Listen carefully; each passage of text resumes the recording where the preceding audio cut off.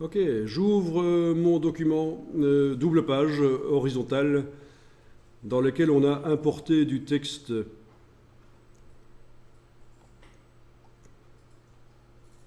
Alors il faut remarquer que automatiquement InDesign vous a créé des pages supplémentaires. Ben oui, on avait un document 16 pages, je pense.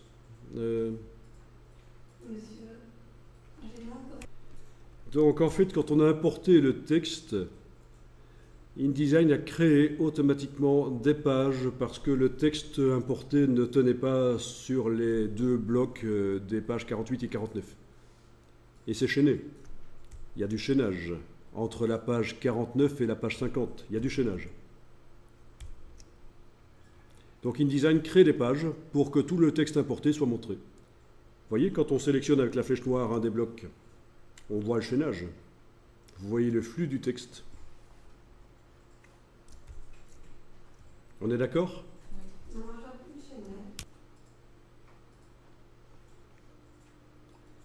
Si ça vous ennuie que InDesign crée automatiquement des pages, eh bien il y a des préférences à décocher en ce qui concerne le texte. Donc dans les préférences texte, vous avez ici redistribution intelligente du texte. Ajouter des pages à la fin de l'article. Et donc, c'est pour ça que InDesign crée des pages quand on importe du texte. Alors, vous pouvez le décocher. Vous cliquez sur OK. Ça ne change rien à ce qui existe déjà dans le document, mais maintenant, quand j'importe du texte et qu'il n'y a pas assez de place, ben, il ne devrait pas créer des pages. Ben, on va tester sur la page, par exemple, voilà, je vais aller sur la page 54. Essayons sur la page 54. Elle est vide, la page 54 pour vous, pour l'instant. Page 54. Avec la flèche noire, CTRL majuscule et cliquez sur le bloc.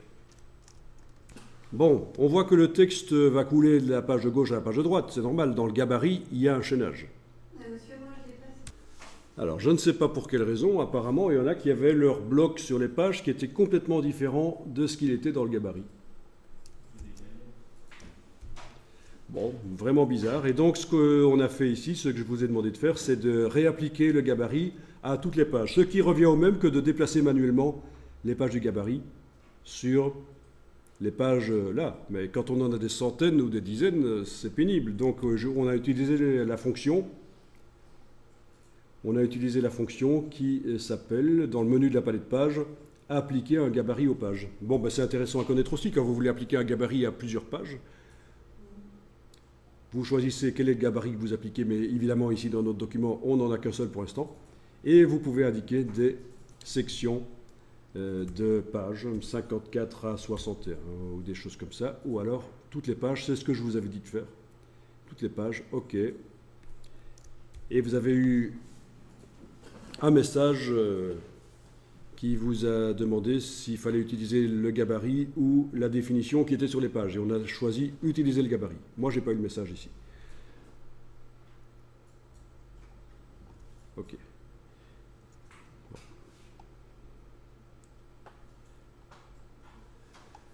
Et donc, voilà, vous allez pouvoir sur la page 54 déverrouiller par CTRL majuscule et cliquer. Et vous avez automatiquement le bloc de la page de droite qui se déverrouille aussi. On a donc été décoché redistribution intelligente du texte.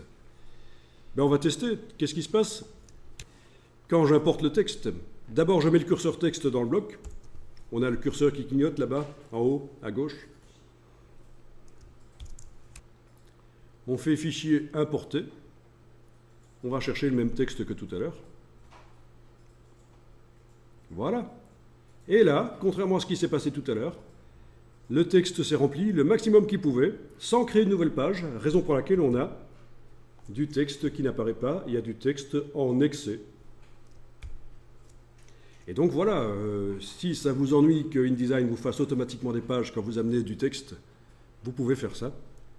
Vous importez du texte et il ne vous crée pas automatiquement de page parce que dans les préférences texte, vous avez décoché la redistribution intelligente du texte. C'est normal qu'il n'affiche pas toujours. Et alors, il va falloir manuellement faire le chaînage sur les pages suivantes. Alors, je vous montre, regardez, open your eyes, ouvre tes ouilles. Je prends la flèche noire, je clique sur le petit signe plus, et je vais chaîner sur la page suivante. Le bloc va se déverrouiller, il va se déverrouiller tout seul. Voilà.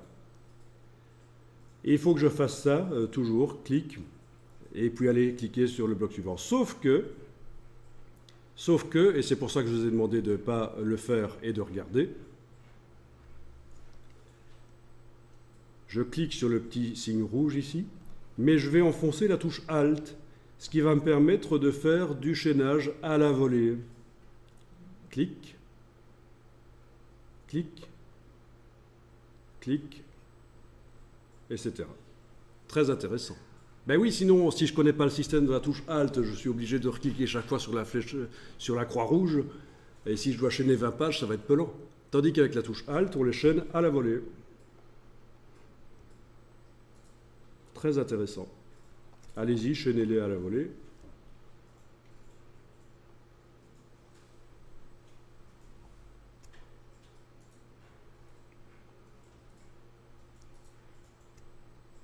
Voilà.